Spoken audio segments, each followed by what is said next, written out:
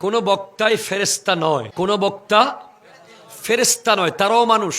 যারা মাইকের সামনে কথা বলে তারা কি মানুষ, তাদেরও স্লিপ অফ টাং হতে পারে, তাদের সফকতে লিসান হতে পারে, তাদের হাজার হাজার মাহফিল, সেখানে 2-4 মিনিট 5 মিনিট কথাবার্তার মধ্যে শব্দ চয়নে বাক্য বিন্যাসে এদিক সেদিক হওয়াটা স্বাভাবিক। আমরা কোনো আলেম, বিশেষ করে আমি আমার কথা বলবো, আমি কখনোই আপনাদেরকে বলতে পারবো না যে আমি পরিপূর্ণ হয়ে গেছি। আমি সব সময় বলবো আমি শিখছি, শেখার কোনো শেষ নাই। সেজন্য আমি আপনাদেরকে অনুরোধ করব, আমার কোনো বক্তব্য কখনো যদি চোখে পড়েছে যেখানে আমার শব্দ চয়ন বাক্য বিন্যাস কোরআন সুন্নাহর বাইরে চলে গেছে, শরীয়ত বিরোধী হয়ে গেছে, আপনারা যদি আমাকে জানিয়ে দেন তাহলেই আপনারা আমার প্রকৃত বন্ধু।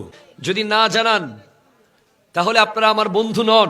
আর জানানোর পরে যে শুধরে যায়, তওবা করে, দুঃখ প্রকাশ করে, সংশোধন করে, সে আল্লাহর নিকটবর্তী।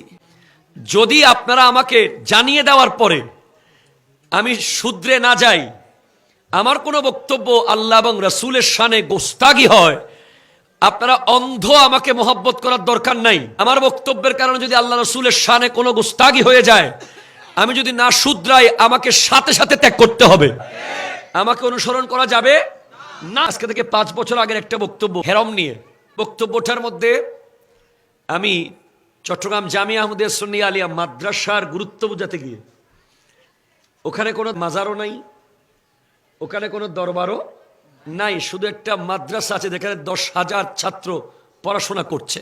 আমি বুঝাতে চেয়েছি যারা মক্কার মদিনার বিভিন্ন বিশ্ববিদ্যালয়ে টাকার অভাবে পড়তে যেতে পারে না, তারা যেন এখানে পড়তে আসে।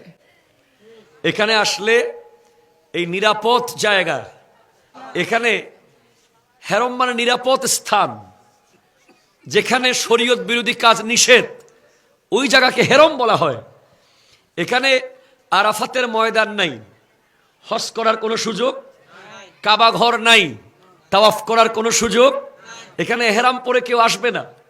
সুতরাং এই ধরনের প্রপাগান্ডা ছড়ানো জুলুম, তারপরেও এই কাটছাট করা ষড়যন্ত্রমূলক ভিডিও ছাড়ার পরেও আমি দুঃখ প্রকাশ করেছি, আমি সংশোধনী দিয়েছি। আমি আজকেও বলছি যে আমার এই বক্তব্যে যদি এটা না, অতীতের আমার কোনো বক্তব্যে যদি আমি কোরআন সুন্নাহর বাইরে এক লাইন কথা বলেছি, আমার বক্তব্য যদি শরীয়ত বিরোধী এক শব্দ হয়েছে, আমি আল্লাহর কাছে তওবা করছি এবং আরো হাজার হাজার বার তওবা করতে আমি প্রস্তুত। এবং আপনাদেরকে এও বলছি, যদি আমার দ্বারা আল্লাহ এবং রাসূলের শানে কোনো গুস্তাগি হয়ে যায়, আমার কোনো বক্তব্য যদি শরীয়তের সীমা লঙ্ঘন করে, সেটা যদি আমি শুধরে না ফেলি, তাহলে অবশ্যই আমাকে আপনারা ত্যাগ করবেন, আমার অনুসরণ করার কোনো দরকার নাই। এই মেসেজটা আমি দিয়ে দিচ্ছি। আমাদের অনেক ভাইয়েরা আমার 5 বছর আগের এই বক্তব্যটা আনছে, ঠিক আছে এনেছেন, আমি তখন সংশোধনী দিয়েছি, আমি সরি বলেছি আল্লাহর দরবারে এবং ভিডিওতে, যদিও এটা কাটছাট করে এটা 100% যৌক্তিকতার সাথে আমি প্রমাণ করতে পারবো, তারপরে আমি সরি বলেছি। কিন্তু এরপরেও যারা আনছেন তারা জুলুম করছেন। অনুরোধ করব, কোন আলেম, সে যত বড় স্কলার হোক, তার যত ফলোয়ার্স থাকুক, আলেম মানুষ, ফেরেশতা না। যে কোনো ব্যক্তির ভুল হতেই পারে মানুষ হিসেবে, যে ভুল শুধরিয়ে তওবা করে সে আল্লাহর নিকটবর্তী, আর যে ভুলের উপরে থেকে যায় সে ক্ষতিগ্রস্ত।